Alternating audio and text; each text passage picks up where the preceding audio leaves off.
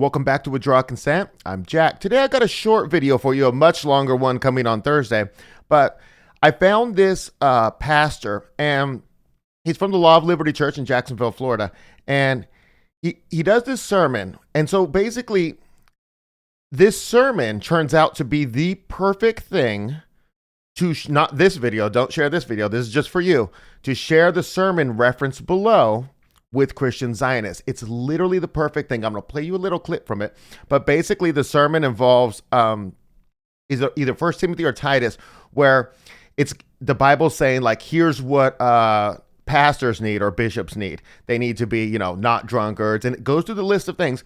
And it says, not heeding Jewish fables or teaching the commandments of men.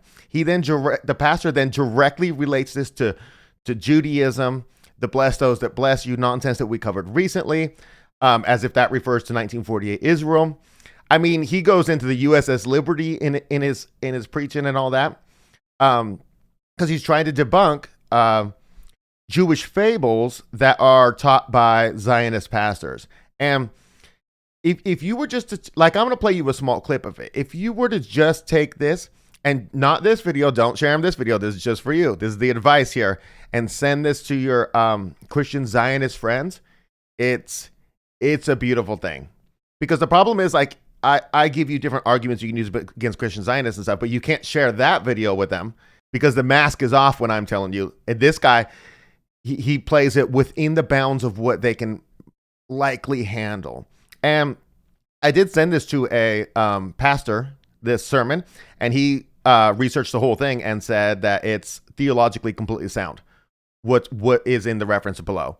Anyways, let me play you a clip from it so you can see just a little taste of what he's got going on. But here, he's actually getting into saying your pastor should not preach Jewish fables. The Christian church was persecuted by the Jews. We read this morning. They were being killed by the Jews. They were afraid of the Jews. It was the Jews that put Jesus on the cross. And by the way, I talked about this last year, H.R. 6090, House Resolution, Joint Resolution 6090. Now, it didn't pass, but they wanted to make it illegal to say that Jesus was killed by the Jews. And the Bible says it. They literally, this is in America. And I mean, there's so much support for the modern day nation of Israel in our political atmosphere. They care more about Israel than they do America. Our president bombed Iran. For my entire life, I've heard that they're the biggest threat to our freedom. I don't believe that. I believe what Ronald Reagan said. He said the government's the biggest threat to our freedom. I believe that an overarching government that wants to spy on the citizens, that's a threat to our freedom. Donald Trump bombs Iran, and then he ends his announcement about it, and he says, God bless the Middle East, God bless Israel, and God bless America. And he put Israel before America. Number one, that offends me as an American.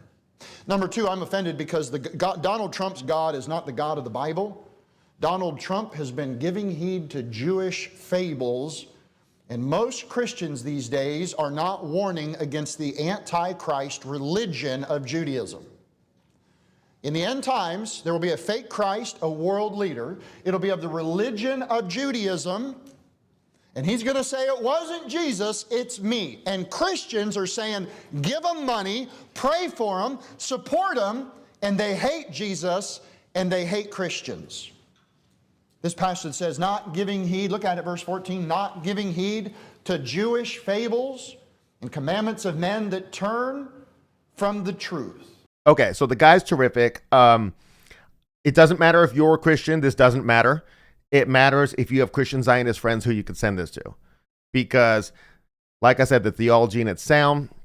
I also want to point out here how prescient it is that it happens to be that in the Bible, one of the prerequisites to be a pastor or a bishop is to not heed Jewish fables. Because there's no other group that would have worked with. Like if you had put Russian fables or Roman fables, none of that would have worked long term. 2,000 years later, it wouldn't be applicable. only one group could you have put that in. And in this sermon, the pastor's only talking about Zionism. But if you think about it, this verse covers Marxism. It covers Freudian psychoanalysis. It covers Zionism, like the guy's talking, but all the Jewish fables. I mean, I just think it's interesting to point out how prescient this verse was. So this is not really long episode. I just want to share that with you and encourage you to give you that resource. On Thursday, I just filmed, prior to filming this, and today's July 4th, I just filmed an interview with the famous Holocaust documentary maker, Eric Hunt, and that will be out on Thursday. That's nearly an hour and a half long, and it's his first interview, and he's been gone for 8 years now, and he talks about why he came back and all the different things in his life that are so interesting, and it's an exclusive interview. It's something, and the guy, I really like the guy, honestly. He's really terrific. And so anyways, that's what I got for you. Hope to see you Thursday.